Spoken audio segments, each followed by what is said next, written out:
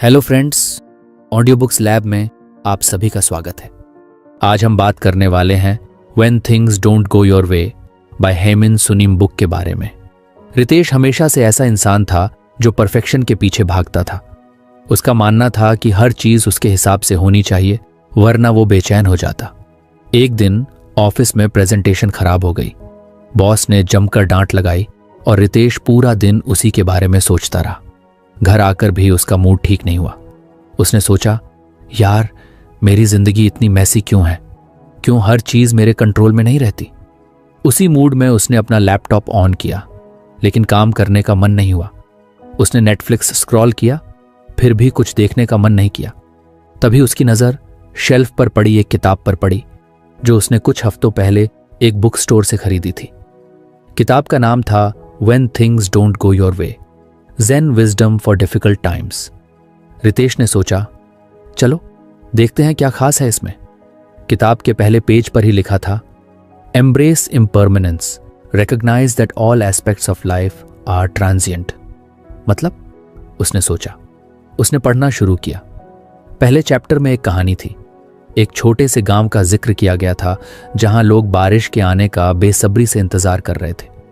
कई महीनों से सूखा पड़ा था। गांव के लोग हर दिन भगवान से प्रार्थना करते, लेकिन बारिश नहीं होती। तभी एक बुद्धिमान साधु गांव में आता है। गांव वालों ने उसे रोका और कहा, महात्मा जी हमारी मदद कीजिए, यहां बारिश क्यों नहीं हो रही?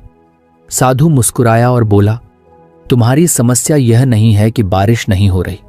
तुम्हारी समस्या यह है कि तुमने मान लिया है कि सुख और दुख स्थायी होते हैं। अगर बारिश नहीं हो रही तो यह भी एक गुजरता हुआ समय है। इसे स्वीकार करो। हर चीज बदलती है, यही जीवन है। रितेश को यह लाइन बहुत अजीब लगी। हर चीज बदलती है तो क्या जो भी मेरी लाइफ में बुरा हो रहा है वो भी बदलेगा? उसने सोचा। वो और गहराई में पढ़ने लगा। किताब कह रही थी कि हम अक्सर अपने दुख या मुश्किलों को इतना बड़ा बना देते हैं कि हमें लगता है ये कभी खत्म नहीं होंगे। लेकिन सच्चाई ये है कि जैसे दिन और रात बदलते हैं वैसे ही हर स्थिति बदलती है। किताब के शब्द सरल थे, लेकिन उनकी गहराई ने रितेश को सोचने पर मजबूर कर दिया।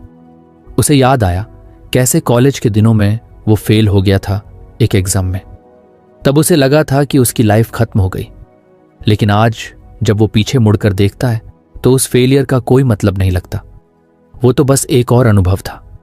किताब पढ़ते पढ़ते रितेश को लगा जैसे कोई उसके मन के अंदर की गांठें खोल रहा हो।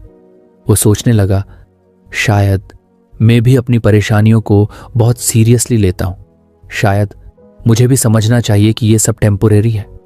वो किताब को बंद कर सोफे पर आराम से बैठ गया। उसके दिमाग में एक सवाल घूमने लगा, अगर हर चीज इम्परमानेंट है तो क्या मैं अपने अच्छे पलों को भी पूरी तरह एंजॉय नहीं करता? उसने फिर किताब खोली। किताब में लिखा था कि इम्परमानेंस का मतलब सिर्फ दुख को स्वीकारना नहीं है। इसका मतलब है कि हमें अपने खुशहाल पलों को भी पूरी तरह जीना चाहिए, क्योंकि वो भी अस्थायी हैं। वाओ, रितेश ने खुद से कहा। मैं तो अक्सर खुशियों को टेकन फॉर ग्रांटेड ले लेता हूं। उसने अपने फोन में नोट्स खोला और लिखा, life is like a flowing river, it keeps moving, it doesn't stay in one place. You can't hold on to the water, but you can enjoy its coolness while it's in your hands. Ritesh को वो साधु की कहानी फिर याद आई। उसने सोचा, अगर गांव वाले ये समझ गए होते कि सूखा भी एक अस्थायी स्थिति है तो शायद वो इतना परेशान नहीं होते। उसे अपनी प्रेजेंटेशन की याद आई। उसने खुद से कहा, यार ये भी तो अस्थायी है। मैं अगली बार इसे बेहतर कर सकता हूं। इसे इतना बड़ा मुद्दा क्यों बना रहा हूं? रात के 11 बज चुके थे, लेकिन रितेश का मन शांत था। उसने किताब को साइड में रखा और खुद से वादा किया कि वो अगला चैप्टर कल पढ़ेगा। इम्परमानेंस का यह पहला लेसन उसके लिए आई ओपनर था। उसने सोचा, शायद ये किताब मेरे लिए ही लिखी गई है। उसने सोचा, कल सुबह उठकर मैं जिम जाऊंगा, मेडिटेशन करूंगा और दिन को नए नजरिए से देखूंगा। इम्परमानेंस का मतलब है कि हर सुबह एक नई शुरुआत है। रितेश की जिंदगी में एक बदलाव आना शुरू हो गया था। उसने महसूस किया कि अगर वो सच में इन सिद्धांतों को अपने जीवन में उतारे तो वो और शांत और खुश रह सकता है। कहानी यहां खत्म नहीं होती। रितेश अभी अपनी जर्नी की शुरुआत कर रहा था। यह सिर्फ पहले कदम का एहसास था। उसकी जिंदगी में और भी सवाल थे और इस किताब में शायद उनके जवाब। अगले दिन सुबह रितेश ने अलार्म बजते ही जागने की कोशिश की, लेकिन जैसे हर बार होता था उसने अलार्म स्नूज कर दिया। फिर अचानक उसे रात की किताब और अपने नए वादे की याद आई। उसने खुद से कहा, नहीं यार, आज तो उठना ही है। ये कोई छोटी बात नहीं है, मेरी नई शुरुआत है। वो बिस्तर से उठा और सबसे पहले खिड़की खोली। बाहर हल्की धूप थी और सर्द हवा चल रही थी। उसने गहरी सांस ली और सोचा, ये जो आज का दिन है ये भी अस्थाई है, इसे खराब नहीं करना चाहिए। फ्रेश होकर उसने किताब को उठाया और उस पर दूसरा लेसन पढ़ने लगा, प्रैक्टिस ग्रैटिट्यूड। इसमें लिखा था कि हम अक्सर अपनी जिंदगी में उन चीजों पर ध्यान देते हैं जो हमारे पास नहीं है, लेकिन अगर हम उन चीजों के लिए शुक्रगुजार होना सीख लें जो हमारे पास हैं, तो हमारी सोच और जिंदगी का नजरिया बदल सकता है। रितेश ने पढ़ा, gratitude shifts your focus from scarcity to abundance. ये लाइन उसे अगर आपको हमारी फ्री समरी अच्छी लगती है तो आप हमारे चैनल को सब्सक्राइब कर सकते हैं, हमारी मेंबरशिप खरीद सकते हैं या हमें यूपीआई के थ्रू सपोर्ट कर सकते हैं। अब समरी पर वापस चलते हैं। उसने किताब को साइड में रखा और अपनी जिंदगी के बारे में सोचने लगा। पिछले कुछ हफ्तों में वह लगातार शिकायत कर रहा था, काम का प्रेशर, बॉस की डांट, ट्रैफिक की झुंझलाहट। लेकिन उसने शायद ही कभी उन चीजों के लिए सोचा था जो उसके पास थी।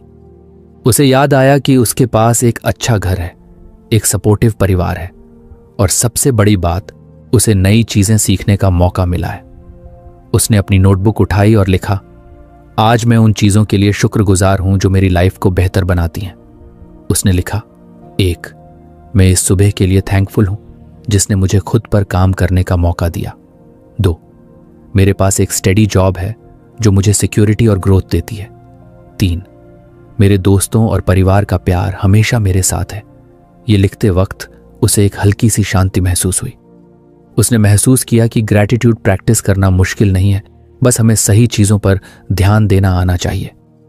फिर उसने किताब पढ़नी जारी रखी। उसमें एक कहानी थी। एक गरीब किसान था जो अपनी छोटी सी जमीन पर कड़ी मेहनत करता था। एक दिन उसकी फसल बर्बाद हो गई। वह दुखी होकर भगवान से शिकायत करने लगा, मेरे पास तो पहले ही इतना कम है और अब यह भी चला गया, मैं कैसे जीऊंगा। तभी एक साधु उसके पास आया और बोला, तुम्हारे पास क्या है? किसान ने गुस्से में कहा, कुछ भी नहीं। साधु ने मुस्कुराकर कहा, क्या तुम जिंदा नहीं हो? क्या तुम्हारे पास कोशिश करने का दूसरा मौका नहीं है? कहानी सुनकर रितेश को लगा कि किसान और वो एक जैसे ही हैं। वो भी छोटी छोटी समस्याओं को लेकर परेशान हो जाता है, जबकि उसके पास जिंदगी को बेहतर बनाने के बहुत मौके हैं। उसने सोचा, शायद मुझे भी अपने मौके और ब्लेसिंग्स को अप्रिशिएट करना चाहिए। उसने एक एक्सरसाइज की जो किताब में लिखी थी। उसमें लिखा था कि हर सुबह या हर रात दिन की 3 चीजें लिखो जिनके लिए तुम थैंकफुल हो। रितेश ने इसे तुरंत अपनाने का फैसला किया। उस दिन ऑफिस में भी रितेश ने ग्रैटिट्यूड को कॉन्शियसली प्रैक्टिस करने की कोशिश की। सुबह ऑफिस जाते वक्त ट्रैफिक में फंसे होने के बावजूद उसने झुंझलाने की बजाय सोचा, मैं थैंकफुल हूं कि मैं गाड़ी चला सकता हूं और मेरे पास एक अच्छी कार है। जब लंच ब्रेक हुआ तो उसने अपने साथियों के साथ बिताए समय को सराहा और सोचा, कितनी अच्छी बात है कि मेरे पास ऐसे लोग हैं जिनसे मैं खुलकर बात कर सकता हूं। लेकिन रितेश को सबसे ज्यादा महसूस तब हुआ जब शाम को उसने अपने घर पहुंचकर अपने माता पिता से बात की। उसके पिताजी ने पूछा, कैसा दिन रहा बेटा? रितेश पहले अक्सर ऐसी बातों को हल्के में ले लेता था, लेकिन उस दिन उसने रुककर सोचा, पापा रोज पूछते हैं, वो मेरी परवाह करते हैं। ये छोटी चीज है लेकिन कितनी इंपॉर्टेंट है। उसने पिताजी से कहा, अच्छा था दिन, और आपके कैसे थे? पिताजी यह सुनकर मुस्कुरा दिए। रात को उसने ग्रैटिट्यूड जर्नल में लिखा, 1, आज ट्रैफिक में फंसने के बावजूद मैंने अपना आपा नहीं खोया। 2, लंच ब्रेक में दोस्तों के साथ हंसी मजाक ने मेरा दिन बनाया। 3, मेरे पापा का मुझसे हाल पूछना और उनके साथ हुई छोटी सी बातचीत। ये छोटी छोटी चीजें लिखते वक्त उसे महसूस हुआ कि उसकी जिंदगी में बहुत कुछ अच्छा है और जितना वो इन अच्छी चीजों पर ध्यान देगा उतना ही बेहतर महसूस करेगा। किताब ने एक और बात कही थी, gratitude is not just about big things, it's about finding joy in small everyday moments. Ritesh ने सोचा, ये तो सच है। मैं हमेशा बड़ी चीज़ों के पीछे भागता हूँ और छोटी खुशियों को मिस कर देता हूँ, जैसे चाय का वो पहला घूंट, ठंडी हवा का एहसास या बस किसी का मुस्कुराना। अगले दिन रितेश ने ग्रैटिट्यूड के साथ अपनी सुबह शुरू की। उसने किचन में अपनी माँ को देखा जो उसके लिए नाश्ता बना रही थी। उसने माँ के पास जाकर कहा, थैंक यू मान, आप हमेशा मेरे लिए इतना कुछ करती हैं। उसकी माँ कुछ हैरान हुई क्योंकि रितेश ऐसा पहले कभी नहीं करता था, लेकिन उनके चेहरे पर जो मुस्कान आई वह रितेश के लिए अनमोल थी। ऑफिस में भी रितेश ने ग्रैटिट्यूड प्रैक्टिस की। जब उसकी एक साथी ने प्रोजेक्ट में उसकी मदद की तो उसने उसे सिंसियरली थैंक यू कहा। वो साथी भी हैरान थी लेकिन खुश। रितेश ने महसूस किया कि ग्रैटिट्यूड सिर्फ उसकी अपनी सोच को नहीं बदल रहा था, बल्कि दूसरों के साथ उसके रिश्तों को भी बेहतर बना रहा था। दिन बीतते गए और ग्रैटिट्यूड उसकी आदत बन गई। उसने महसूस किया कि उसकी शिकायतें कम हो रही थीं। वह पहले की तरह छोटी छोटी बातों पर गुस्सा नहीं करता था। उसने महसूस किया कि ग्रैटिट्यूड उसे सिर्फ खुश नहीं कर रहा था, बल्कि उसे एक बेहतर इंसान बना रहा था। किताब के इस दूसरे लेसन ने रितेश को एक नया नजरिया दिया था, लेकिन उसे यह भी पता था कि यह सफर अभी खत्म नहीं हुआ है। अभी और लेसन्स आने बाकी थे और हर लेसन उसे एक नई सीख देगा। रितेश की जिंदगी अब धीरे धीरे बदलने लगी थी। एम्ब्रेस इम्परमानेंस और प्रैक्टिस ग्रैटिट्यूड के लेसन्स ने उसे एक नई दिशा दी थी। वो अब चीज़ों को हल्के में लेने और हर छोटी खुशी के लिए शुक्रगुजार रहने की कोशिश कर रहा था। लेकिन एक दिन ऐसा आया जिसने उसे फिर से सोचने पर मजबूर कर दिया। उस दिन ऑफिस में एक बड़ा क्लाइंट प्रेजेंटेशन था। रितेश ने बहुत मेहनत की थी, लेकिन क्लाइंट के सवाल इतने कठिन थे कि वो घबरा गया और उसकी पूरी तैयारी गड़बड़ हो गई। मीटिंग के बाद उसके बॉस ने उसे बुलाया और कहा, रितेश, तुम्हें और बेहतर करना होगा। तुमसे ये उम्मीद नहीं थी। वो शब्द बार बार उसके कानों में गूंज रहे थे। उसने महसूस किया कि भले ही उसने ग्रैटिट्यूड और इम्परमानेंस को अपनाया था, लेकिन वो अब भी अनकंफर्टेबल सिचुएशंस से भागना चाहता था। घर आकर उस दिन का लेसन था वेलकम डिस्कम्फर्ट। उसने पढ़ा, instead of resisting uncomfortable situations, approach them with a welcoming attitude. This mindset allows for personal growth and resilience. Ritesh ने किताब को बंद किया और सोचा, डिस्कम्फर्ट को वेलकम करना, यह कैसे हो सकता है? मैं तो हमेशा इससे भागने की कोशिश करता हूं। क्या सच में ऐसा करना पॉसिबल है? उसने आगे पढ़ना शुरू किया। किताब में एक कहानी थी। एक नौजवान था जो पहाड़ पर चढ़ाई करने की कोशिश कर रहा था। पहली बार में वह कुछ कदम चलते ही थक गया और वापस लौट आया। उसने सोचा, यह बहुत मुश्किल है, मैं ऐसा नहीं कर सकता। लेकिन फिर उसने अपने गुरु से बात की। गुरु ने कहा, हर डिस्कम्फर्ट तुम्हें कुछ सिखाने आया है। अगर तुम इसे गले लगाओगे तो ये तुम्हें मजबूत बनाएगा, लेकिन अगर तुम इससे डरोगे तो ये तुम्हें हमेशा कमजोर रखेगा। यह सुनकर नौजवान ने अपने डर और असुविधा को स्वीकार किया। उसने फिर से चढ़ाई शुरू की, इस बार यह सोचते हुए कि हर कदम उसे मजबूत बना रहा है। आखिरकार उसने पहाड़ की चोटी तक पहुंचने में कामयाबी हासिल की। रितेश को यह कहानी सुनकर अपनी प्रेजेंटेशन की याद आई। उसने सोचा, मैंने तो डिस्कम्फर्ट से बचने की कोशिश की थी। शायद अगर मैं इस स्थिति को एक्सेप्ट करता और बेहतर तरीके से तैयार रहता तो मैं इसे हैंडल कर सकता था। उसने किताब को साइड में रखा और अपनी जिंदगी में उन पलों के बारे में सोचना शुरू किया जब उसने डिस्कम्फर्ट से भागने की कोशिश की थी। स्कूल के समय में उसे पब्लिक स्पीकिंग से डर लगता था। हर बार जब उसे मंच पर जाने के लिए कहा जाता तो वो कोई बहाना बनाकर बच जाता। उसने महसूस किया कि उस डर ने उसे कई अच्छे मौकों से दूर कर दिया था। रितेश ने खुद से कहा, अगर मैं डिस्कम्फर्ट से भागता रहूंगा तो मैं कभी आगे नहीं बढ़ पाऊंगा। मुझे इसे स्वीकार करना सीखना होगा।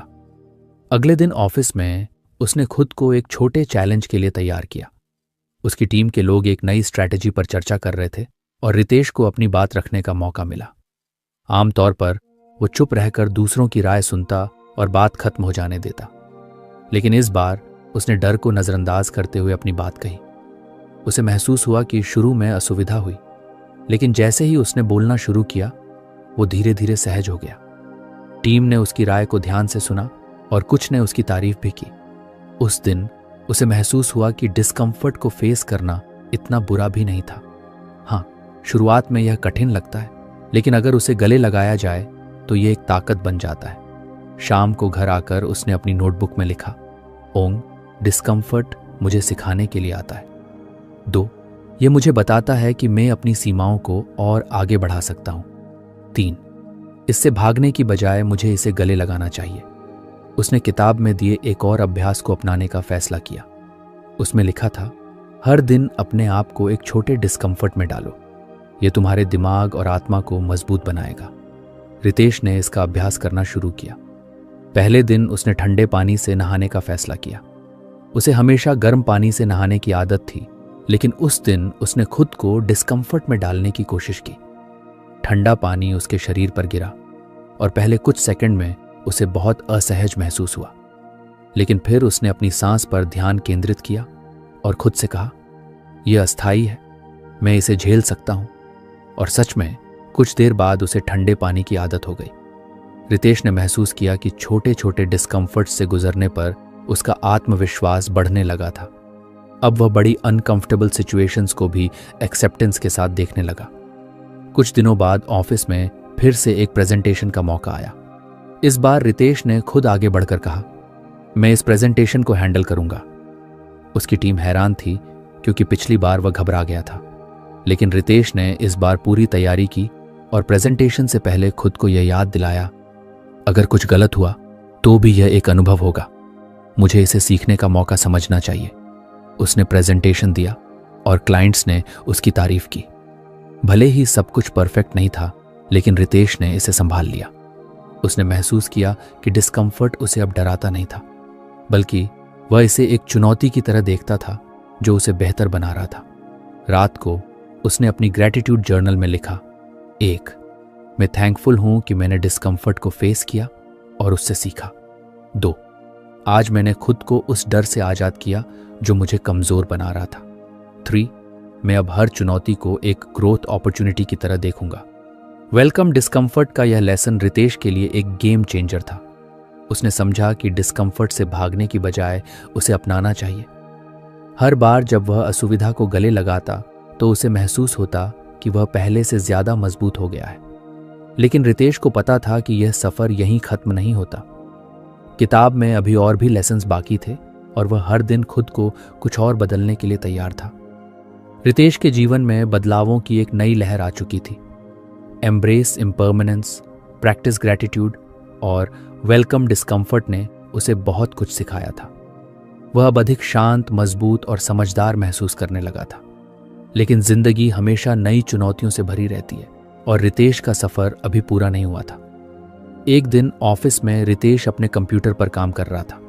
वह महीनों से एक प्रोजेक्ट पर मेहनत कर रहा था जिसे वह अपना सबसे बड़ा योगदान मानता था।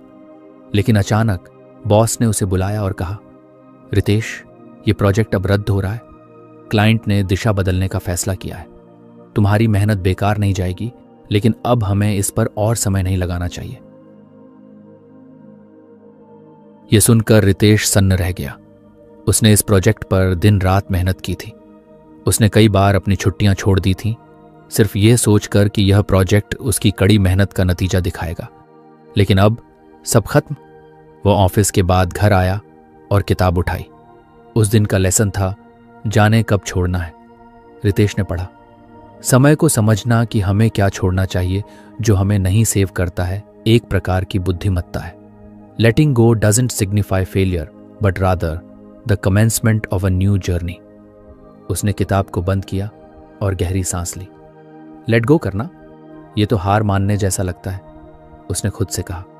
लेकिन उसने यह भी महसूस किया कि पिछले कुछ हफ्तों में जो उसने सीखा था वह उसे इस स्थिति में मदद कर सकता है। उसने किताब को फिर से खोला और पढ़ना जारी रखा। किताब में एक कहानी थी। एक नाविक था जो समुद्र में तूफान का सामना कर रहा था। उसकी नाव में बहुत ज्यादा सामान लदा हुआ था और वह जानता था कि अगर उसने सामान फेंका नहीं तो उसकी नाव डूब जाएगी।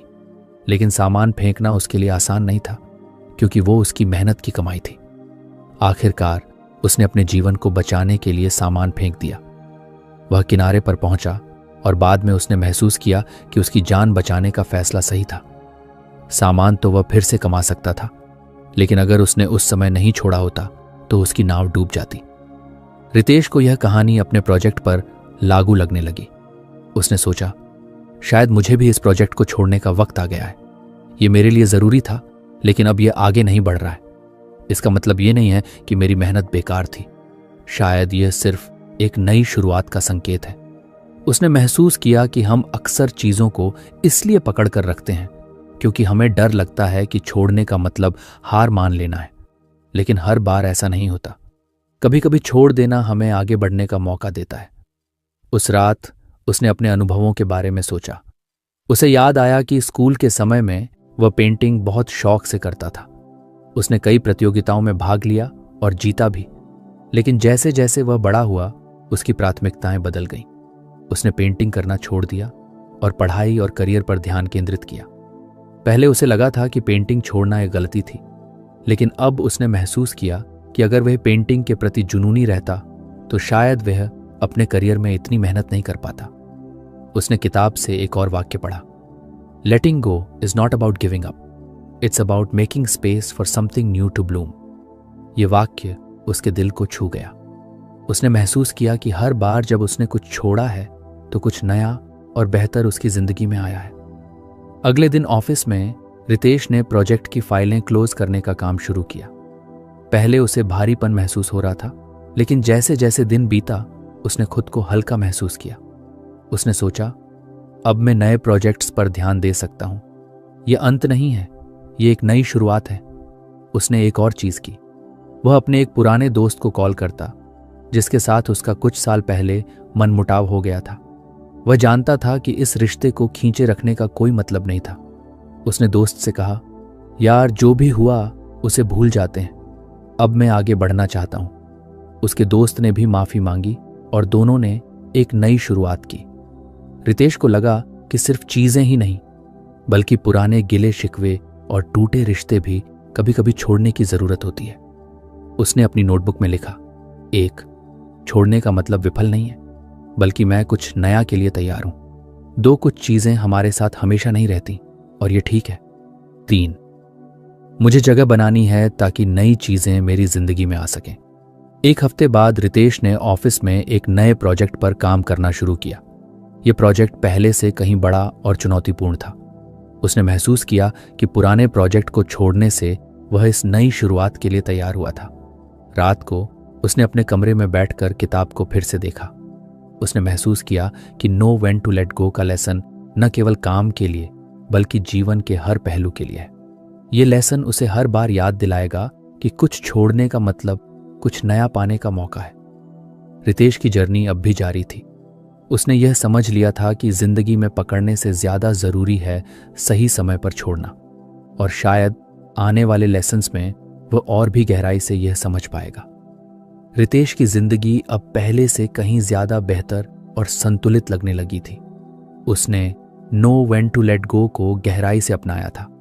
पुराने प्रोजेक्ट को छोड़ने के बाद वह न केवल एक नए प्रोजेक्ट में व्यस्त हो गया था बल्कि उसने अपने व्यक्तिगत रिश्तों और भावनाओं में भी हल्कापन महसूस किया। लेकिन जैसा कि जिंदगी में हमेशा होता है, एक नई चुनौती उसकी राह में खड़ी हो गई। ऑफिस में एक बड़ा क्लाइंट प्रोजेक्ट चल रहा था और इस बार रितेश को टीम का नेतृत्व करने का जिम्मा मिला। ये एक ऐसा मौका था जिसका वह लंबे समय से इंतजार कर रहा था। लेकिन यह प्रोजेक्ट जितना बड़ा था उतनी ही ज्यादा जटिलताएं भी साथ लाया। टीम में मतभेद, क्लाइंट की बदलती मांगें और समय सीमा की कड़ी पाबंदी, ये सब मिलकर रितेश के लिए तनाव का कारण बन गए। एक शाम जब रितेश थका हारा घर लौटा तो उसने किताब उठाई। उस दिन का लेसन था व्यू डिफिकल्टीज एज अपॉर्चुनिटीज। उसने पढ़ना शुरू किया। सही चुनौतियों को खुशी के रास्ते में अवरोध के बजाय एक अभिन्न अंग के रूप में देखें जो खुशी की दिशा में एक अहम भाग है। Each difficulty presents a chance for self discovery and personal development. Ritesh ने गहरी सांस ली। उसने सोचा, चुनौतियों को अवसरों की तरह देखना, क्या यह इतना आसान है?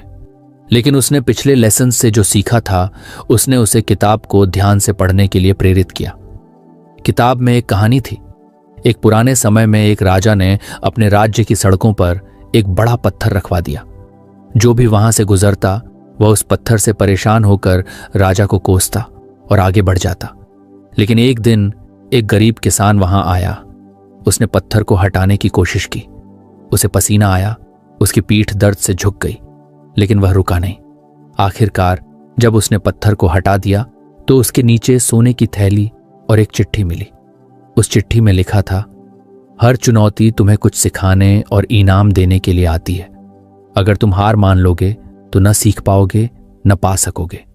रितेश को यह कहानी बहुत प्रेरणादायक लगी। उसने सोचा, शायद मेरे सामने जो परेशानियां हैं वे भी मुझे कुछ सिखाने और बेहतर बनाने के लिए आई हैं, लेकिन मैं तो इन्हें सिर्फ परेशानियों की तरह देख रहा हूं। अगले दिन ऑफिस में रितेश ने एक नई दृष्टि से काम करने का फैसला किया। सबसे पहले उसने अपनी टीम के साथ एक मीटिंग की। उसने उनसे कहा, मुझे पता है कि यह प्रोजेक्ट मुश्किल है, लेकिन हम इसे एक चैलेंज की तरह लें। जो भी दिक्कतें आएंगी हम उन्हें मिलकर हल करेंगे। यह हमारी टीम को और मजबूत बनाएगा। टीम को भी रितेश का यह दृष्टिकोण पसंद आया। धीरे धीरे वे सब मिलकर समस्याओं को हल करने लगे। अगर क्लाइंट ने अचानक कुछ बदलाव मांगे तो रितेश ने इसे फ्रस्ट्रेशन की बजाय फ्लेक्सिबिलिटी का अभ्यास करने का मौका माना। जब टीम के सदस्य किसी बात पर असहमत होते तो वह इसे एक अवसर के रूप में देखता कि कैसे उनकी अलग अलग सोच से बेहतर समाधान निकाला जा सकता है। रितेश ने महसूस किया कि जब उसने मुश्किलों को एक समस्या के रूप में देखना बंद कर दिया तो वे धीरे धीरे सुलझने लगीं। उसने अपनी नोटबुक में लिखा, 1. हर समस्या मुझे कुछ सिखाने के लिए आती है। 2. मुश्किलें मेरी सोच और क्षमताओं का विस्तार करती हैं। 3. चुनौतियां अस्थायी होती हैं, लेकिन उनसे मिली सीख हमेशा साथ रहती हैं। एक दिन प्रोजेक्ट के बीच में टीम को एक तकनीकी समस्या का सामना करना पड़ा। वह समस्या इतनी जटिल थी कि पूरी टीम निराश हो गई। रितेश को भी एक पल के लिए लगा कि यह सब संभालना मुश्किल हो जाएगा, लेकिन फिर उसने अपने आप को याद दिलाया, यह भी एक अवसर है। अगर हम इसे हल कर लेंगे तो हमारी क्षमता और विश्वास दोनों बढ़ेंगे। उसने टीम के साथ बैठकर समस्या पर विचार किया। सभी ने अपने अपने सुझाव दिए और आखिरकार उन्होंने मिलकर एक समाधान निकाला। जब समस्या हल हुई तो पूरी टीम ने राहत की सांस ली। रितेश ने उन्हें धन्यवाद दिया और कहा, देखा, अगर यह चुनौती नहीं होती तो हम कभी नहीं जानते कि हम कितने कैपेबल हैं।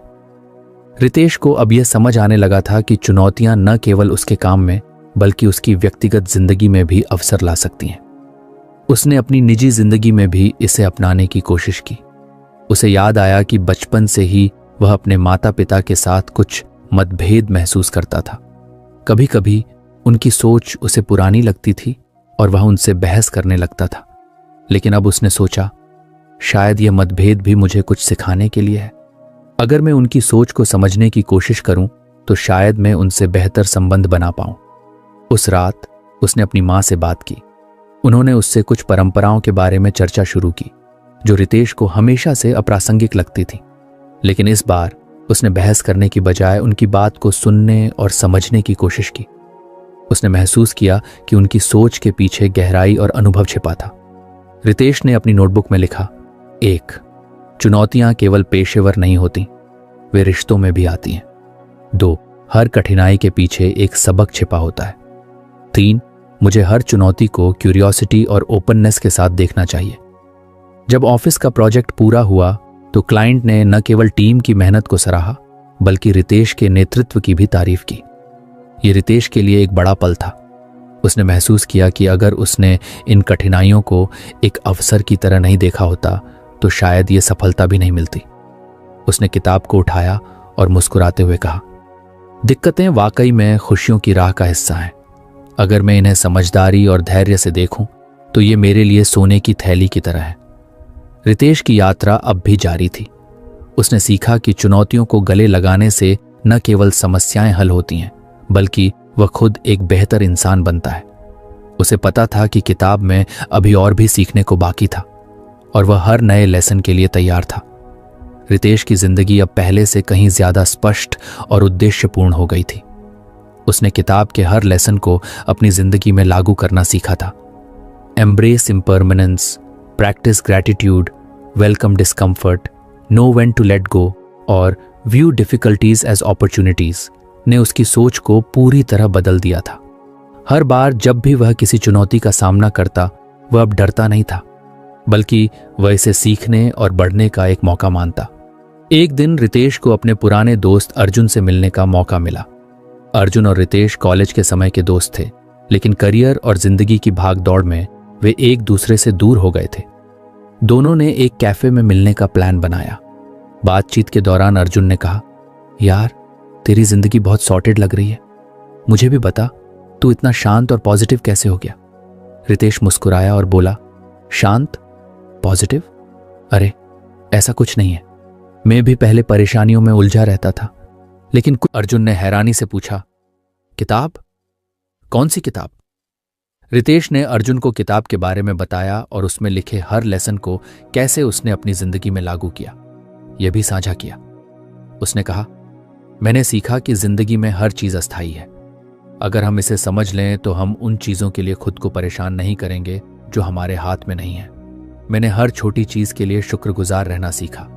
मैंने डिस्कम्फर्ट को एक दोस्त की तरह अपनाना शुरू किया और चीजों को तब छोड़ा जब उन्होंने मेरी सेवा करना बंद कर दिया।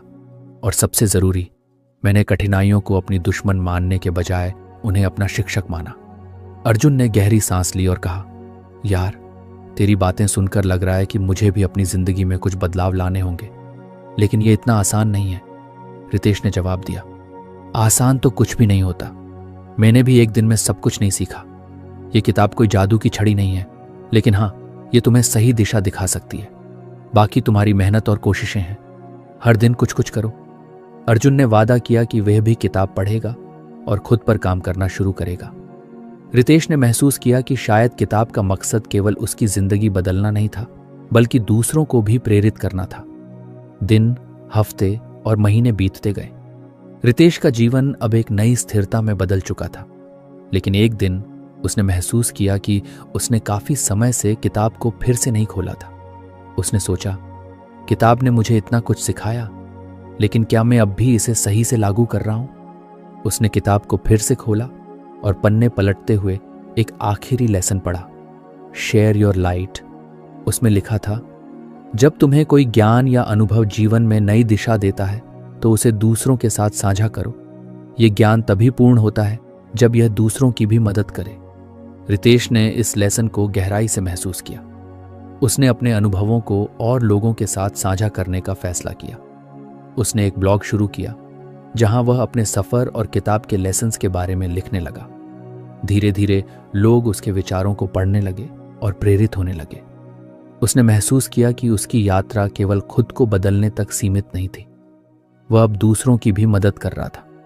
हर बार जब कोई उससे कहता, आपकी बातों से मेरी जिंदगी बदल गई, तो उसे लगता कि वह सच में कुछ बड़ा कर रहा है।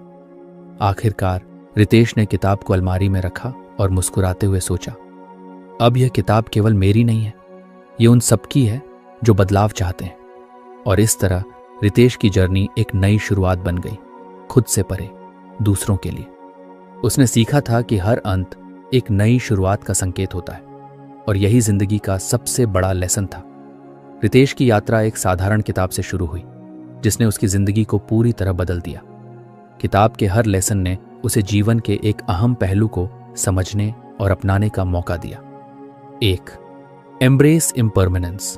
रितेश ने सीखा कि हर चीज अस्थायी है। अच्छे या बुरे पल हमेशा के लिए नहीं रहते। इसे समझकर उसने चिंता करना छोड़ दिया और हर पल को पूरी तरह जीना सीखा। 2. Practice gratitude. उसने महसूस किया कि जो कुछ उसके पास है उसकी कद्र करना जरूरी है। शिकायत करने के बजाय उसने छोटी छोटी चीजों के लिए शुक्रगुजार होना सीखा, जिससे उसे शांति और संतोष मिला। 3. Welcome discomfort. मुश्किल हालात से भागने के बजाय उन्हें अपनाना रितेश के लिए एक बड़ा सबक था।